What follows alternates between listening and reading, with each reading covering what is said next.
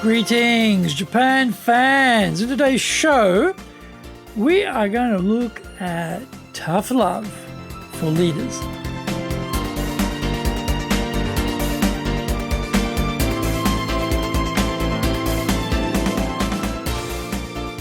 Maishu, arigatou gozaimasu, and welcome back to the 7th year of the Leadership Japan series. I'm your host in Tokyo, Dr. Greg Story, your corporate coaching and guide committed to your success, president of Dale Carnegie Training and the best-selling author, Japan Sales Mastery and Japan Business Mastery. We are broadcasting around the world from Minato-ku in the center of Tokyo, the leadership capital of Japan. Now, this podcast brings insights, examples, and experience about leading in Japan, and trust me, it is different here. Don't forget to subscribe and share this podcast with your family, friends, and colleagues. We are not being sponsored by Libsyn, but we value your privacy, which is why we have our podcast hosted by Libsyn. Unlike many other hosting organizations, Libsyn have a strict policy that does not allow access to your private information by anyone. Here's the daily lineup on iTunes. Mondays, the Cutting Edge Japan Business Show. Tuesday, Presentation Japan series. Every second Tuesday, the Business Touches in no Oshie Show. Wednesdays, the Sales Japan series. Thursdays, Leadership Japan series.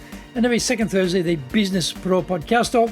Fridays, Japan Business Mastery Show, and Saturdays, Japan's top business interviews. Before we get going any further, today's handy Japanese phrase is Jodan dayo, Jodan dayo, Jodan dayo. I was only joking. It was a joke.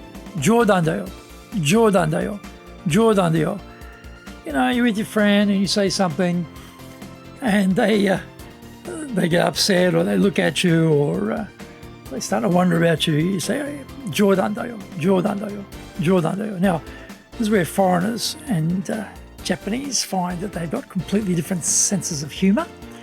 And as an Aussie, I never found any match between the Aussie sense of humor and the Japanese sense of humor. Completely different planets, different galaxies, in fact. Always a problem when you mix that up. But if you do say something ridiculous, and they're looking at you, you just say, Jodan dayo, Jodan dayo, Jodan dayo.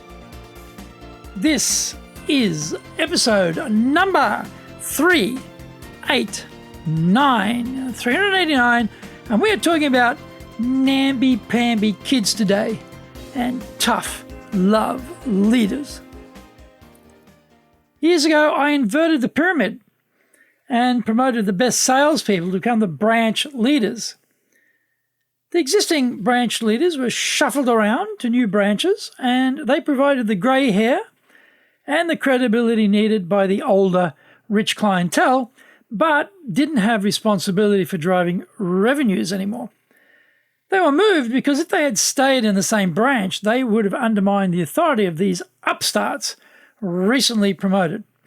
The revenue generation responsibility was shifted from guys in their 50s to a 60-40 mix of younger guys and gals, taking the average age down to 35 years of age. It was a revolution in Japanese retail banking. Not all made the transition from selling to leading, but most did. This was the American dream brought to Japan. In this brave new world, a young woman could become a branch head at the age of 35. That was previously unimaginable. The impact on recruiting talented, bright kids out of the best universities was profound. We were bringing on board young people who were incredible, and they chose us over the bigger, more powerful competition because they saw a new future here in Japan for themselves that hadn't existed before.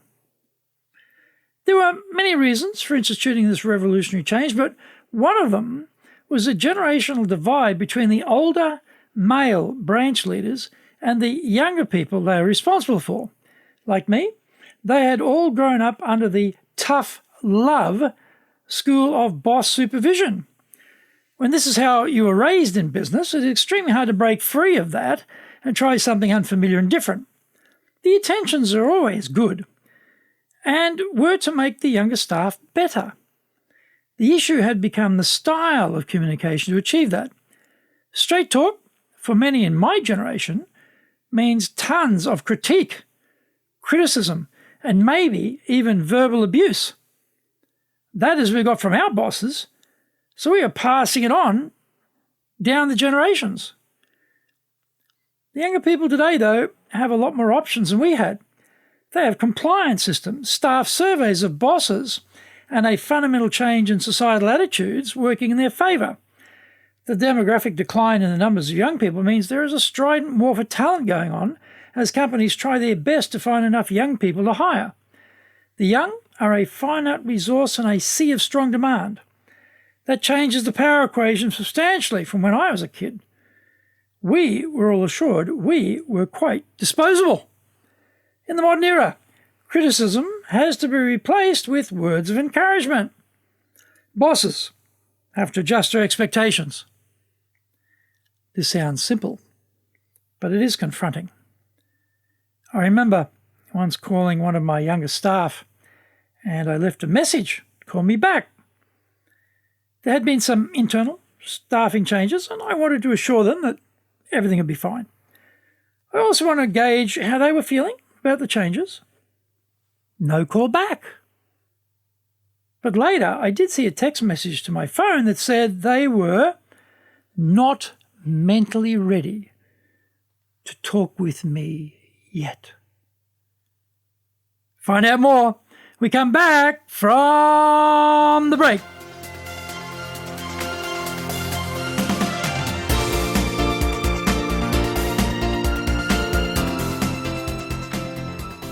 Today's show is brought to you by our public courses, but we also do custom in-house programs. We do these in our Super Safe classroom. We do this live online. We do it in Japanese. We do it in English. So today's show is sponsored by, on the 11th of December, in our professional leadership series, Problem Solving and Decision Making. Also on the 11th of December, Adjust to Change. On the 18th, another one in our professional leadership series, this one on planning. Our website is at enjapan.dalecarnegie.com if you'd like more information on those courses. Or you can email me at greg.story@dalecarnegie.com. If you like learning by watching videos, we've got over 1,000 for you at Japan Dale Carnegie TV on YouTube. We release 3 TV shows every week on YouTube. The Cutting Edge Japan Business Show, that's a premier business show in Japan, comes out every Monday. Fridays, the Japan Business Mastery Show. Saturdays, Japan's top business interviews, where I interview leaders from SMEs all the way up to the corporate captains of industry on one topic, leading in Japan. Every second Thursday, we release the Business Pro Television Show. Don't forget, get my books, Japan Sales Mastery, that's the Bible for selling in Japan, and Japan Business Mastery, both available on Amazon.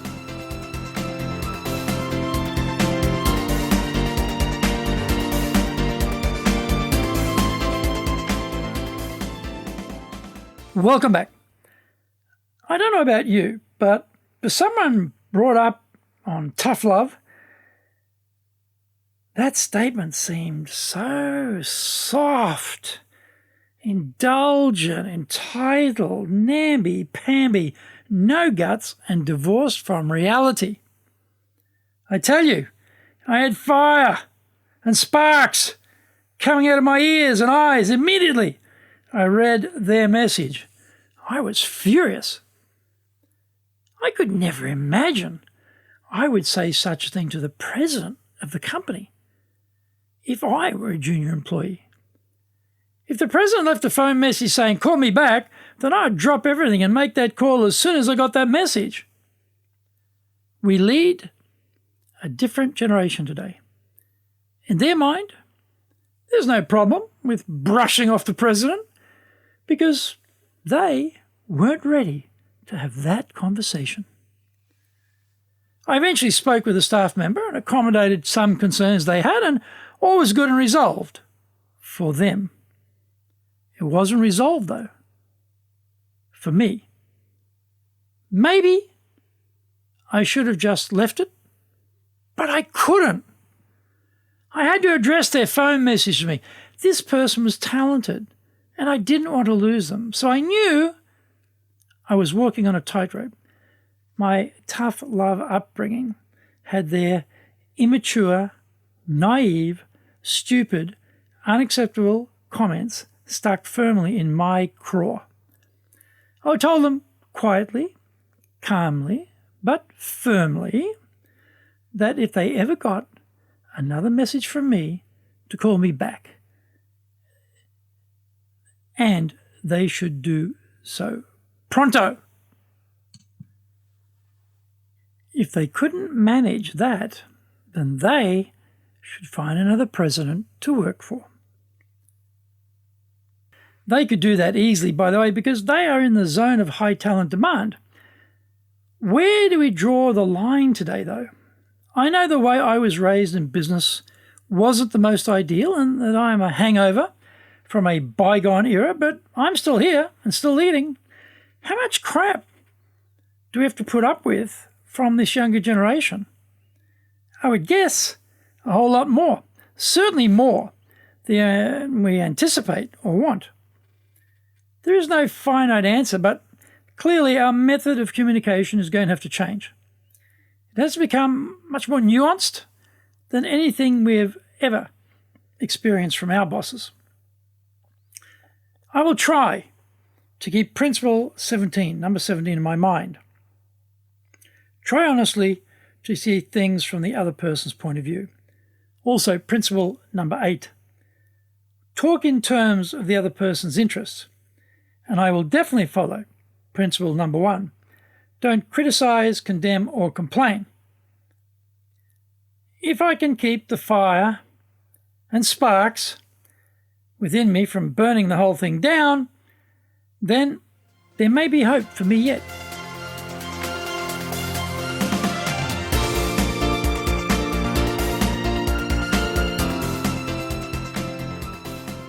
Thank you for joining the Leadership Japan series. If you found the program useful, then tell your family, friends, and colleagues. Don't forget to subscribe and share this podcast. You can contact me at greg.story@dalecarnegie.com. Go to our website, enjapan.dalecarnegie.com. Until the next episode, take what you thought valuable, put it into action, because idea application is what makes winners winners, so be one of them. Remember, I'm your corporate coaching and training guy committed to your success here in Nippon.